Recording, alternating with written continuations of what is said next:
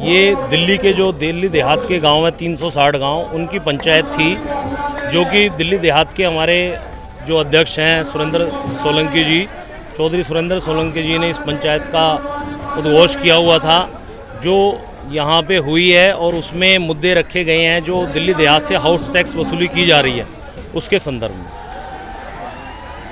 इससे पहले कब आप लोगों ने धरना प्रदर्शन किया? देखिए, इससे पहले पीछे था सिविल लाइंस में चंदीराम अखाड़े के सामने, वहाँ भी काफ़ी जनसंख्या में लोग एकत्रित हुए थे दिल्ली देहात से। और उस दिन बारिश भी आई थी पर लोग उठे नहीं, बारिश में भी बैठे रहे कंटिन्यू। उससे पहले पीरागढ़ी गांव में थी पंचायत हमारी, और वहाँ पे भी हज़ारों की संख्या में लोग पहुँचे हुए थे। सब लोगों का प्रमुख मांग क्या है? बिल्कुल, देखिए, जैसे कि सबको पता है कि दिल्ली देहात में शुरू से ही लोग जो गाँव में और देहात में रहते आ रहे हैं, वो सुविधाओं से, बहुत ही चीज़ों से वंचित थे, जिसमें सरकार उनको हाउस टैक्स वगैरह नहीं देती थी, लाल डोरे में ज़मीन आती थी। अब क्या है कि सरकारें बदलने लग रही हैं हर 5 साल में, 10 साल में। अब दिल्ली स्टेट सरकार है, वो अपनी नई पॉलिसी ले आती है एमसीडी के थ्रू। अब वो लोग टैक्स लगाना चाह रहे हैं कि भी दिल्ली सरकार क्या नाम है या स्टेट से मिलके जैसे भी है टैक्स लगाया जाए और उससे धनोपार्जन किया जाए और ज़्यादा से ज़्यादा पैसा है। लेकिन वो देख नहीं रहे कि भी दिल्ली सरकार जो भी है, दिल्ली देहात के जितने गाँव हैं उनमें मौलिक अधिकार जो लोगों के हैं, जो मूलभूत आवश्यकताएँ वो नहीं मिल पा रही हैं। उसकी सबसे बड़ी समस्या ये है कि वहाँ पे सीवर लाइन नहीं है आज तक। आप चले जाइए जितने भी गांव हैं, जो कि इस वक्त साउथ दिल्ली में भी आ चुके हैं, पर वहाँ पे भी आप देखेंगे प्रॉपर सीवर लाइन नहीं मिलेगी। जब आप मूलभूत सुविधाएं नहीं दे सकते हैं तो आप उनसे टैक्स लेने का कैसे अधिकार रख सकते हैं? तो आप देखिए कि उनकी मूलभूत आवश्यकताओं को पूर्ति कीजिए, उसके बाद आप उससे नॉमिनल जो भी टैक्स बनता है वो लेना चाहते हैं तो एक तरफ तब भी समझा जा सकता है। वहाँ पे पार्कों की कमी है। आज आप गांव में जाइए, गांव के आसपास की जो ज़मीनें थी, ग्राम सभा की जो ज़मीनें थी, वो सारी ज़मीनें दिल्ली सरकार ने या फिर जो हमारी सरकार है उन्होंने डीडीए और किसी और डिपार्टमेंट को दे रखी है। जहाँ उनकी जगह ना समझ में आती है, करोड़ों अरबों की ज़मीन है, उसको वो कब्जा करते हैं और अपने अंदर में लेकर कॉमर्शियल एक्टिविटीज़ शुरू करते हैं, जिससे कि वो सरकार को पैसा जाता है। तो इसमें उन ग्राम जनता को और ग्राम सभाओं को कोई भी उसका कोई बेनिफिट नहीं मिल रहा है, जबकि उनको मिलना चाहिए। जब वो ज़मीन उनके लिए बनी थी तो उनके लिए स्कूल है और भी आवश्यक मूलभूत आवश्यकताएं हैं जो मिलनी चाहिए उनको। स्वास्थ्य से जुड़ी आवश्यकता है, पार्क होने चाहिए। तो कहते हैं आम आदमी की सरकार है, फिर आम आदमी की परेशानी कैसे बढ़ रही है? देखिए, बिल्कुल आपने ठीक कहा। जब ये दिल्ली सरकार एक मंच से, जहां हम खड़े हैं इसी तरह के मंच से पैदा हुई थी आम आदमी की सरकार, वहां से निकली थी, तो उस वक्त उनके मुद्दे थे कि भाई हम जनता के लिए लड़ाइयाँ लड़ेंगे। लेकिन आज ये जो सरकार है ये सिर्फ पैसा अर्जित करने वाली सरकार बन चुकी है। जहाँ इनको टैक्स है, जहाँ इनको पैसा चाहिए, वहाँ पे ये काम करते हैं, बाकी नहीं करते। अब देखिए, वोट बैंक की सरकार हो गई है। आप पूछेंगे कैसे वोट बैंक की सरकार है? इन्हें पता है कि जो भी दिल्ली देहात की जनता है उसकी आबादी कितनी है, और इसके अलावा जो बाहर से आगे दिल्ली के अंदर जो आबादी और जनसंख्या बढ़ चुकी है वो उनका वोट बैंक है, इसलिए वो इस तरफ ध्यान नहीं दे रहे। क्योंकि इससे पहले हमारी मुलाकात हमारे एलजी साहब ने हम लोगों को बुलाया था, तो वहाँ पर उन्होंने संज्ञान लिया कि भाई आपकी मूलभूत समस्याएं क्या हैं।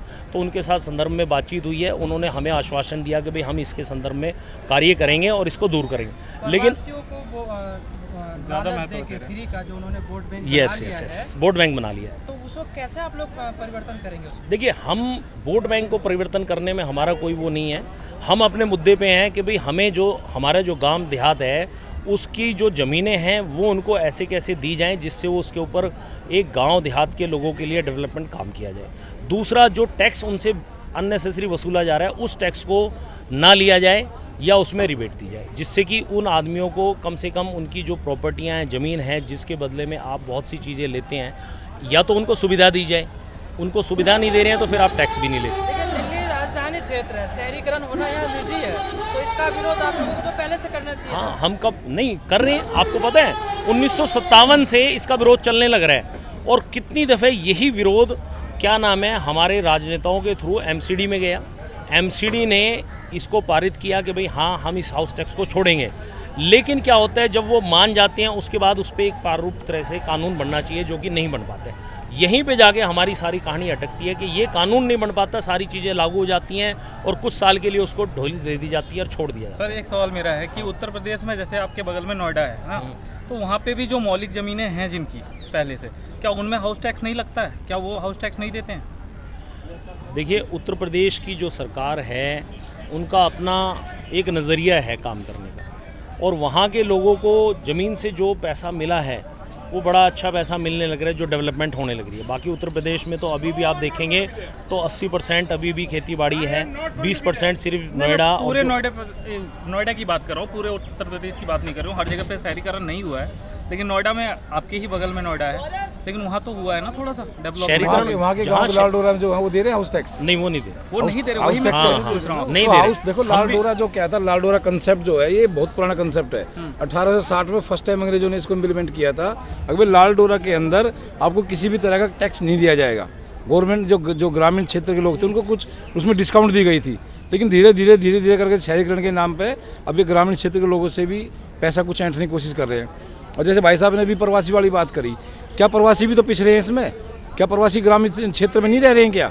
वो भी मकान लेके रह रहे हैं, वो भी घर ले रहे हैं, उन पर भी हाउस टैक्स लग रहा है, उन पर भी हजार तरह के टैक्स लग रहे हैं, जो कि नहीं लगने चाहिए। हमारा कहने का मतलब ये है, अब जो भी लाल डोरे का क्षेत्र है, जो पुराने प्लानिंग के हिसाब से जब से ज़मीन ली गई थी, जिम टर्न कंडीशन में, जो आज जहाँ आप खड़े हो ये भी हमारी ज़मीन है।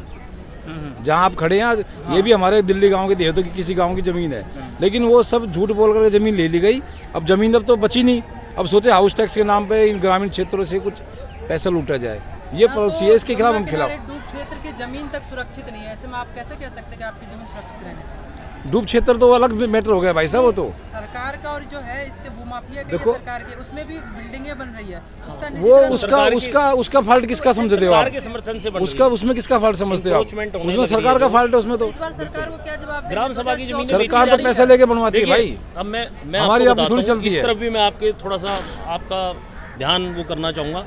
आप दिल्ली देहात के जितने भी गांव हैं, आप चले जाइए मैदानपुर खादर की तरफ चले जाइए, वहाँ पे जो ग्राम सभा की ज़मीन थी वो वहाँ के जितने भी एमएलए हैं या आम आदमी पार्टी के जो एमएलए हैं उनके साथ मिलके वो ज़मीन को अनऑथराइज तरीके से बेचा जाने लग रहा है। यस, और आप देखेंगे कि जहाँ उनका मौका मिलता है वहाँ पे वो ज़मीन ऊपर नीचे रेट करके बेच दी जाती है और लोग देखते रह जाते हैं। ये इसकी कमी ये थी कि पीछे भी ग्राम सभा और गांव जनता जो थी वो इकट्ठी नहीं हो रही थी। अब दोबारा से ये फिर दिल्ली देहात की पूरी गांव जनता इकट्ठे होने लग रही है, जो चाहती है कि भाई जो गलतियां हो गई हैं उसको दोबारा ना पुनरावृत्ति की जाए और उसके ऊपर इमीडिएटली एक्शन लिया जाए। इसीलिए हर 10, 15, 20 दिन में हमारी पंचायतें होने लग रही हैं। अगर हम इन पंचायतों से कोई नतीजा नहीं निकलता है तो फिर हम इसके अगेंस्ट में कुछ और कार्रवाई करेंगे। इस मामले को लेकर के कहाँ जो है कि आप लोगों ने अब तक ज्ञापन सौंपा? देखिए, ज्ञापन हमारा एलजी साहब को जा चुका है, दिल्ली सरकार को भी हमने बाय पोस्ट भेज चुके हैं, उनकी भी नॉलेज में है, लेकिन वो अभी तक संज्ञान नहीं ले रहे जो कि उनको लेना चाहिए। दिल्ली के जो प्रवासी हैं या दिल्ली के जो यहाँ के स्थानीय निवासी हैं, उनकी समस्याओं को सबसे पहले दिल्ली सरकार को अपने संज्ञान में लेना चाहिए और उनकी वाजिब बातें हैं तो उनको मानना चाहिए और उसके ऊपर कार्य करने, क्योंकि हम भी उनसे जुड़े हुए हैं। हम कोई बाहर से आए हुए हैं ना, हम यहाँ के मूलभूत नागरिक हैं जो यहाँ रह रहे हैं। हमें हमारे अधिकार चाहिए, हमें सुविधाएं चाहिए। आप शहरों में सुविधाएं देने लग रहे हैं, जो उसके पास जैसे बताया कि जो डेवलपमेंट होने लग रही है उसमें आप सारी सुविधाएं दे रहे हैं। क्या वो जो गांव के लोग रहने लग रहे हैं उनको सुविधाएं लेने की आवश्यकता नहीं है? तो सर जमीन लेंगे, सड़क बनेगा, उसके बाद स्कूल बनेगा ना, तो सर धीरे धीरे आप लो लिए तो जमीन, जमीन लाल डोरा की पहले जो दे जमीन रखी है है उस जमीन को तो आपको जो ग्राम सभा की जमीन है उसको तो छोड़ना पड़ेगा ना। वो तो ले रहे हैं जो आप बताने लग रहे हैं, लेकिन उसमें सुविधाएं भी तो देना। मतलब सुविधाएं नहीं मिल रही सुविधाएं हैं। नहीं है। अब लाल डोरा का जो बता रहा हूँ मैं आपको, लाल डोरा जो कह रहे हैं ना हम, लाल डोरा हमारा कोई फ्री में नहीं बना हुआ है। ये लाल डोरा के यानी कि अगर हमें लाल डोरा में 1000 गज का प्लॉट मिला है ना, तो हमने सरकार को 2,500 की जमीन दान दी है, छोड़ी है उनके पास। हमने 2,500 के बदले हमें 1,000 की जमीन मिली है। तो यानी कि हर प्लॉट पे कम से कम 1.5 गुना जमीन हमने ऑलरेडी सरकार को दे रखी है, जो हमारी ग्राम सभा की होनी चाहिए। उसमें स्कूल बनाओ, पार्क बनाओ, हॉस्पिटल बनाओ, कुछ भी गवर्नमेंट की फैसिलिटी बनाओ, उसमें कोई दिक्कत नहीं है। लेकिन अब सरकार कर क्या रही है, उसमें वो फैसिलिटी ना दे करके उनको एक्वायर वाले सिस्टम में ला करके उसको बेच रही है, जबकि वो जमीन सरकार की नहीं है, वो ग्राम सभा की है, वो हमारी ज़मीन है। वो ये सारा मैटर ये है कि सरकार को फ्री में जमीन ले रखी है, वो उसके बदले सरकार भी फ्रॉड कर रही है आप लोगों को। सरकार पूरा फ्रॉड कर रही है। अब जब ये जमीन एक्वायर हुई थी उसमें क्लियर था कि भाई अल्टरनेटिव प्लॉट हर जमींदार को दिया जाएगा। एक 250 गज का प्लॉट या 300 गज का प्लॉट अकॉर्डिंग टू जमीन का जो उसका पूल है उसके हिसाब से उसको प्लॉट मिलेगा।